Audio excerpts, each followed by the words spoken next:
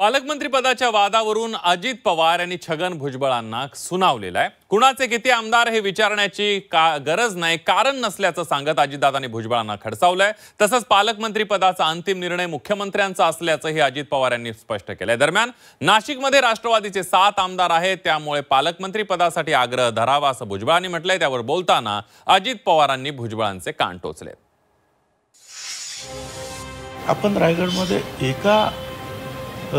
आपला एक आमदार आहे, पण पालकमंत्री पदासाठी आपण एवढा आग्रह धरतोय, माझा विरोध नाही।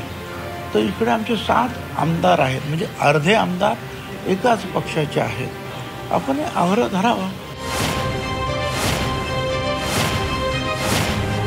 नाशिकच्या पालकमंत्री पदासाठी छगन भुजबळांनी गेल्या काही दिवसांपासून फिल्डिंग लावली। खरं तर नाशिकच्या पालकमंत्री पदाचा वाद निर्माण झाला तेव्हा भुजबळ मंत्रिमंडळात नव्हते, शिवाय पालकमंत्री पदाच्या रेसमध्येही नव्हते। नाशिकच्या पालकमंत्री पदाचा मुद्दा शिवसेना आणि भाजपनं प्रतिष्ठेचा केला होता। शिवसेनेचे दादा भुसे आणि भाजपचे गिरीश महाजन यांच्यात आणि त्यांच्या पक्षात रस्सीखेच होती।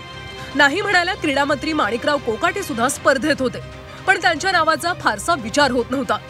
भुजबळांना जसं मंत्रिपद मिळालं तसं त्यांनी पालकमंत्री पदासाठी फिल्डिंग लावायला सुरुवात केली। पहिल्यांदा तर त्यांनी ध्वजारोहणासाठी लांबचं ठिकाण आहे म्हणून गोंदियाला जायला नकार दिला। त्यानंतर आता थेट 7 आमदार राष्ट्रवादीचे, त्यामुळे पालकमंत्रीपद राष्ट्रवादीला पाहिजे असं सांगून दावाच ठोकलाय। मी आमच्या नेत्यांना, म्हणजे अजितदादांना, आणखीन जे आमचे नेते आहेत बघतात मुख्यमंत्र्यांबरोबर, उपमुख्यमंत्र्यांबरोबर, त्यांना मी सांगणार आहे की बाबा आपण रायगडमध्ये आपला एक आमदार आहे, पण पालकमंत्री पदासाठी आपण एवढा आग्रह धरतोय, माझा विरोध नाही। तर इकडे आमचे 7 आमदार आहेत, म्हणजे अर्धे आमदार एकाच पक्षाचे आहेत, आपण आग्रह धरावा। काय आता आम्ही तर तेच सांगणार ना की उपमुख्यमंत्र्यांना की तुम्ही आग्रह धरा, शेवटी जे निर्णय मुख्यमंत्री घेतील। भुजबळांच्या दाव्याला विरोध करण्यासाठी शिवसेना आमदार सुहास कांदे समोर आले। त्यांनी छगन भुजबळांच्या नावाला विरोध केलाच, शिवाय राष्ट्रवादीच्या आमदारांचाही भुजबळांच्या नावाला विरोध असल्याचा दावा देखील केलाय।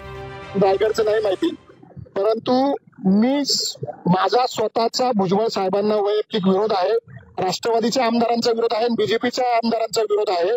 परंतु पालकमंत्री कोण ठरवणार हे मुख्यमंत्री महोदय ठरवतील, परंतु भुजबळ साहेबांबरोबर आज एकही आमदार नाही, ते एकटेच आहे। पालकमंत्री पदावर दावा ठोकणाऱ्या छगन भुजबळांना उपमुख्यमंत्री अजित पवार यांनी कानपिचक्या दिल्या।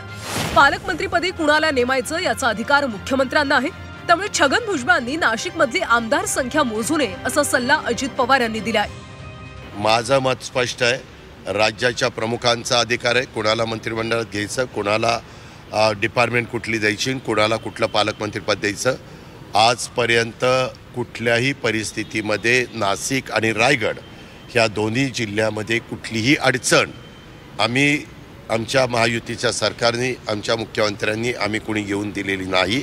ध्वजारोहणचा कार्यक्रम जो व्हायचा असतो तो पण 1 मेला, 26 जानेवारीला, 15 ऑगस्टला हे व्यवस्थितपणे होत आहेत।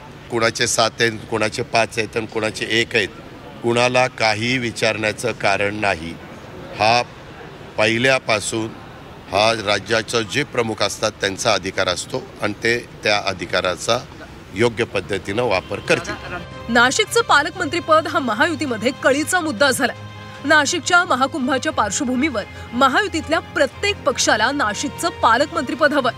आता या पालकमंत्री पदाच्या लढाईमध्ये भुजबळांनी उडी घेतल्यानं हा तिढा आणखीनच वाढण्याची चिन्ह आहे। त्यामुळेच अजितदादांनी पुढाकार घेत भुजबळांचे कान टोचलेत। निलेश खरमरे, झी 24 तास, पुणे।